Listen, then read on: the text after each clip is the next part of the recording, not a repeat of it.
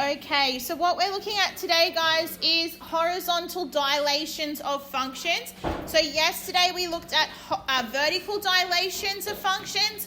Today we're looking at horizontal. So a horizontal dilation, what that does is it stretches or shrinks the graph left or right away from or towards the y-axis. Okay, so we're going to notice that with horizontal dilations, the higher the value of A, the more the graph is compressed or shrunk along the x-axis from the left and the right. So we have, this is inverse variation, and the scale factor for horizontal dilation is 1 over A. So this is because horizontal dilation affects the x values of the function. So to see this, we can change the subject of the function to x. So what we have here is our example, which is y equals 3x all cubed. So what we're going to do is we're going to make x the subject. And so in order to do that, we have to get rid of the cubed. So we're going to cube root both sides.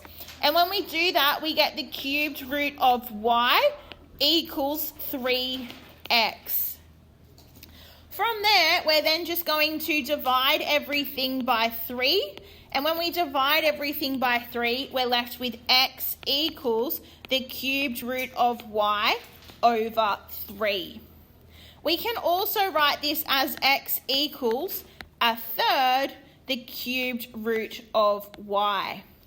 Now, what we have is that a third is our horizontal dilation factor. Okay, so we don't want to have to change the subject and rearrange it to x every single time. So what we have is our horizontal dilation scale factor. So in this case, we have that our scale factor is equal to a third. Okay, how we can see this from our function is we have that our function is in the form of y equals ax to the power of 3. What we have is that a value helps us to get our scale factor, because in this case our a value was the 3. So what we can do is saying that our scale factor is just equal to 1 over a. Does that make sense? Okay, because we have that our a value was 3. So we can use the formula 1 over a for our scale factor. So this showed that we had a scale factor of a third for this question. And like our horizontal translation, a horizontal stretch works the opposite way to what you would expect, because the equation is in the form of y equals fx, rather than how we had to rearrange it into x equals f of y.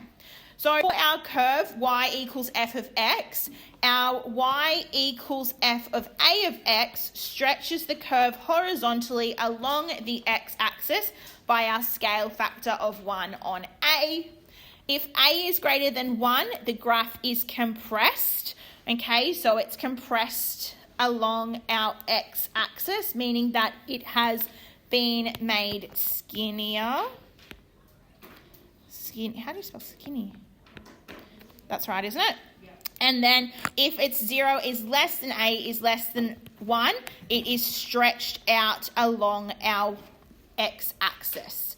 Okay, so it's compressed on our x-axis, or it's stretched on our x-axis, so along our x-axis. Does that make sense? So we're thinking about stretching it horizontally or compressing it horizontally. Whereas yesterday we looked at stretching it vertically. Okay, so it's very confusing with it. But as long as we get the general gist of it, you will be okay, I promise. So with our... Why do I have... Yes, the work... Oh, okay, it's gone. Good. Okay, so this diagram here compares the graphs of y equals x squared and y equals 3x squared. Okay, so what we have is we have our y equals x squared, is our blue graph, and our y equals 3x squared is our orange graph. And what we can see is it stretches it away from our x-axis, I think. Let me just check. I don't think it should say y-axis. I think I've made a typo. Let me quickly check the textbook. Oh no, stretches away from the y-axis with a dilation factor. No, it should say that it shrinks. Yes, it shrinks away. That should say shrinks.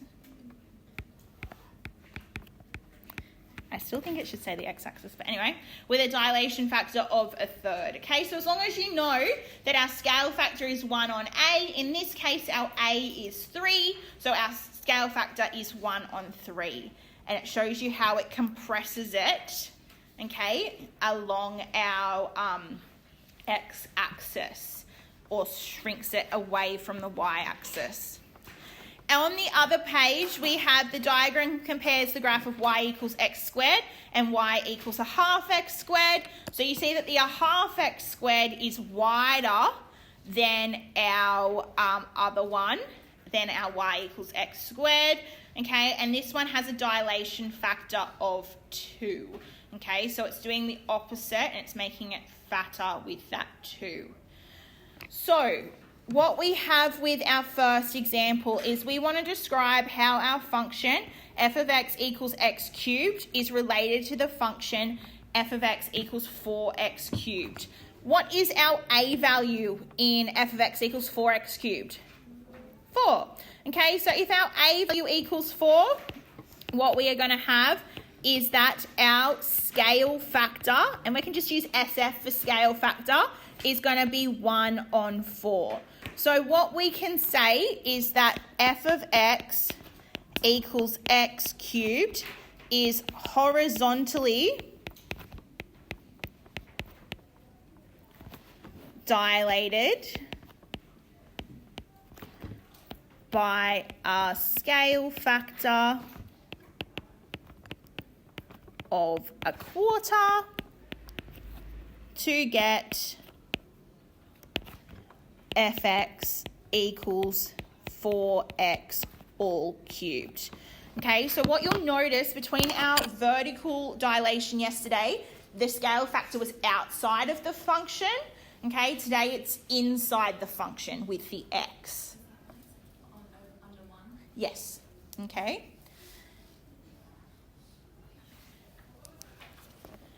The next one here, we have the function y equals ln x is going to be dilated horizontally by a scale factor of 2. We want to find the equation of the transformed function. So what we have is we have our scale factor is equal to 1 on a, which equals 2. So therefore a will equal, how we work out what a is our a and our 2 are going to swap spots. So a will actually equal 1/2. Does that make sense? So we're timesing up by a, dividing by 2. So they just swap spots. So what we have is we have y equals f of a of x. Okay, so what we will have is our function, in this case, is y equals ln x. So it will be y equals ln a of x. Okay, we know what our a value is. It's 1/2. So it will be y equals ln 1/2 x. Or we can write that as it's also equal to ln x on 2. You can put the x on 2 in brackets if you want. You don't have to. Okay? Does that make sense? Yeah, so with horizontal dilations, we have to find our a from our scale factor. It's not just equal to it. Whereas with vertical, our scale factor was just equal to that value. Okay, the next example we have is to find the scale factor of each and state whether it stretches or compresses the graph. So we have that y equals e to the power of 3x. This is where our a will equal 3. Okay, so our A equals 3. And then what we have is that our scale factor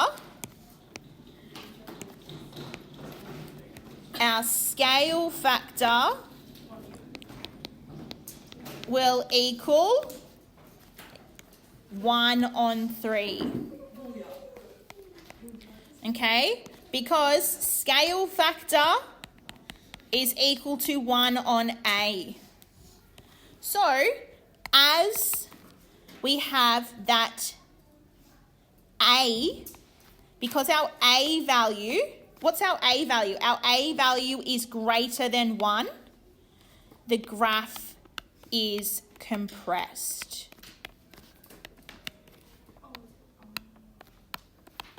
Okay, so we're actually looking at our A value here, not the scale factor. Yeah, so we're looking at our A value. What's happening with our A value? Yeah, anything horizontal is really difficult because it's the opposite of how your brain thinks. Okay, so sometimes it takes me a moment to think about it, so it's okay to think about it too. All right, the next one, f of x equals the absolute value of x on 4. So we have that A is equal to 1/4. So our scale factor, what's our scale factor going to equal? 4, right? Okay, so our scale factor is 4 because we have that our scale factor is 1 on A. Right, so if we need the working out here, our scale factor is normally 1 on A, and we have 1 divided by 1/4, which 1 divided by 1/4 is 4. Okay? Yeah, really. We can KFC it if you want. Do you want me to show you through KFC? No? Okay. All right, so what's A? Is our A value greater than 1, or is our A value between 0 and 1? It's between 0 and 1 because our A value is 1/4. So we have as 0 is less than A is less than 1. The graph is stretched. This is confusing. I agree. And that's okay. We'll get it. It'll just take a little bit of time.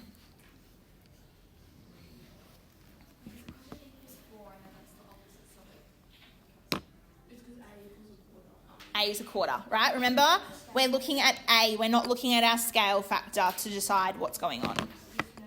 Yeah. Yeah. Always look at our value from our function. Any other questions with 3? No? All right, looking at 4. So with 4, we have when the function y equals f of x is transformed to y equals f of a of x, the coordinates of the image of n of x of y are 16 minus 5. We want to find the coordinates of n when. So what we have is that this is where the wording mixes us up. We have the coordinates of the image are 16 minus 5. So that means that 16 minus 5 is our image. Okay, we have that our nxy is part of our original function. So we want to find the coordinates of n when a equals 1/4. So what we have is we have a equals 4, because I was just telling you that the scale factor, our scale factor is equal to 1/4. So when we are trying to find our image, what we do is we multiply by our scale factor to our x coordinate, because we're talking about our horizontal. So what we have is we have that n will be, n is xy is equivalent to our 16 minus 5. But what we have to do is multiply our x value of n by our 1/4. So what that means is that we'll have our 16 minus 5. Now, our y value is not going to change, okay, because we're only changing our x value because we're only changing our horizontal.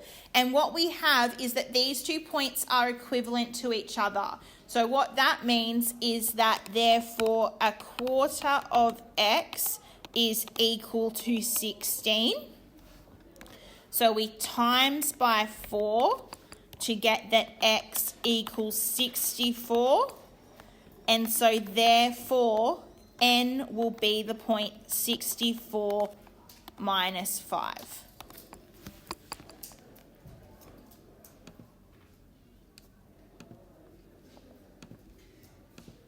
Okay, like I said, some of this is a bit confusing.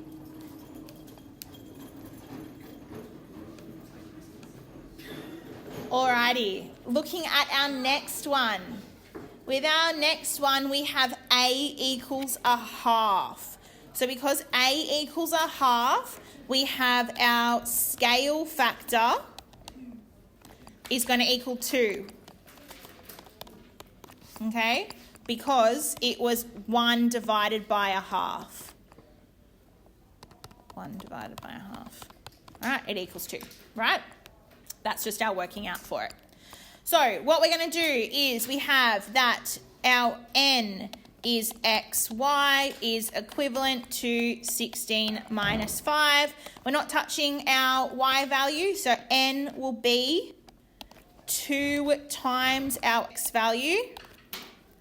2 times x comma y is equivalent to 16 minus 5.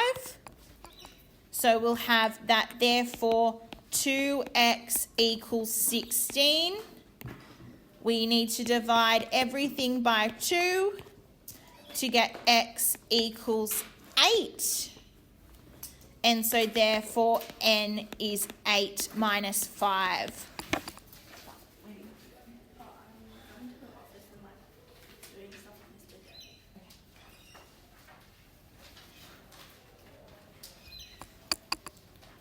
Alrighty.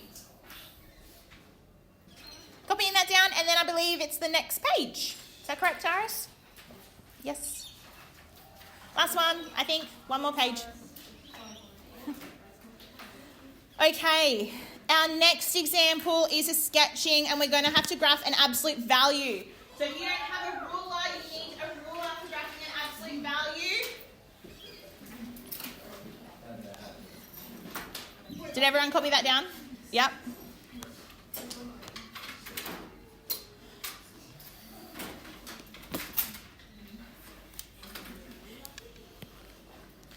Okay, what we are doing is we're going to state the scale factor if the graph y equals the absolute value of x is transformed to y equals the absolute value of x on 2, and then we're going to sketch both graphs on the same set of axes. So we have that y equals the absolute value of x on 2, which is equivalent to the absolute value of a half x. Okay, so that means that our a value is equal to a half. Okay, so our a value is what's in front of our function. So remember, this is in the form of y equals the absolute value of ax. That's the form it is in. So if our a is our half, that means that our scale factor is 2. Okay, so we also have that as a equals a half is 0 is less than a is less than 1, we are stretching.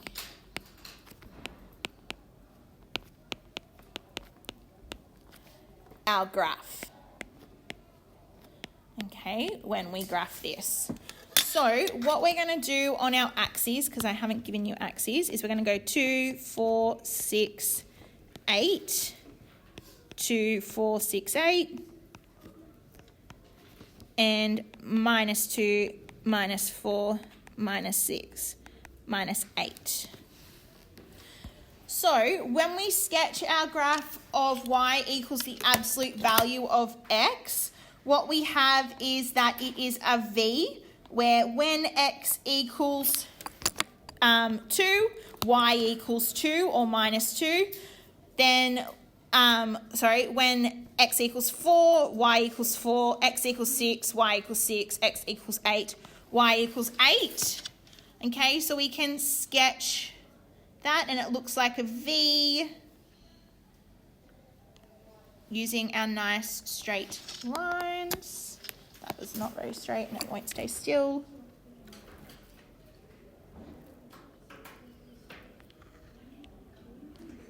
Okay, like so. We put our arrows on either end and we label that as y equals the absolute value of x.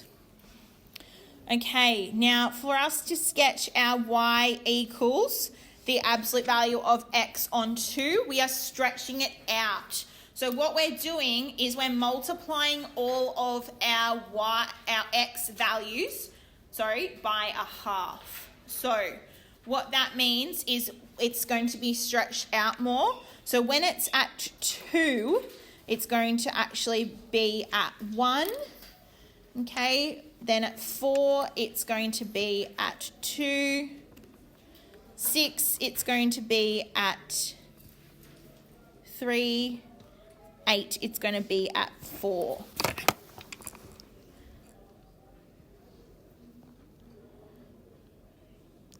Using a straight line. All right, and then it reflects onto the other side. So you really only have to do one side for your absolute value graph. And then it reflects on the other side.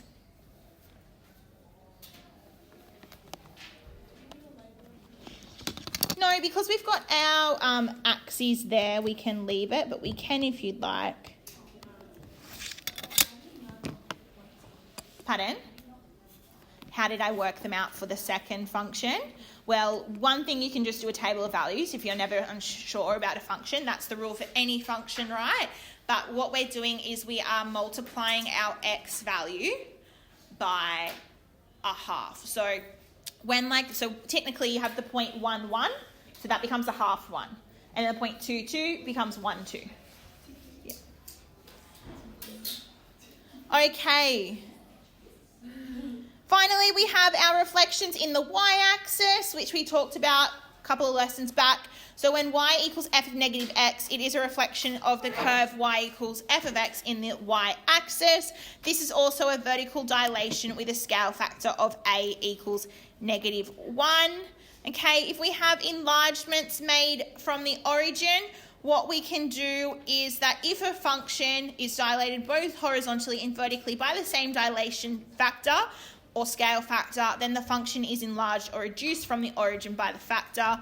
So for our curve y equals f of x, we can apply the vertical dilation with our scale factor of k and our horizontal dilation factor of 1 on a. So this is if we're doing both functions, both dilations, is what I meant to say. So we would have y equals k lots of f on x on a. Okay, so we'll let a equal k, so we get y equals k f of x on k, because we're letting that it's being dilated both ways by the same number. Okay, this dilates the curve from the origin in all directions by a factor of, that should say a factor of k, I made a mistake there, change that to k. Okay, this is the same as replacing x with x on k and y with y on k when we do this. So if k is greater than 1, then the graph is enlarged. If k is between 0 and 1, the graph is reduced. So for example, a horizontal or vertical dilation of a circle changes it into an ellipse or an oval, but both dilations together with the same factor preserve the vertical shape.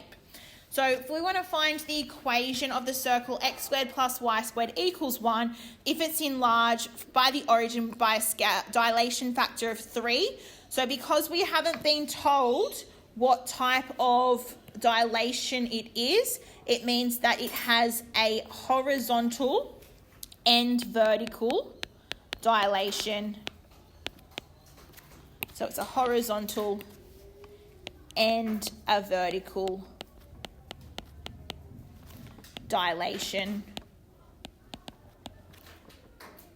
by a factor of 3. So what we do is we're going to replace x with x on 3 and y with y on 3. So what we will have is x on 3 all squared plus y on 3 all squared is equal to 1. When we square a fraction, we square the numerator and the denominator. So this is x squared on 9 plus y squared on 9 equals 1. We can then multiply everything by 9 to get rid of that denominator to get x squared plus y squared equals 9. Okay, so what that does is our transformed circle then has a centre of 0, 0 and a radius of 3. So we've multiplied the radius by 3 when we've got that dilation factor.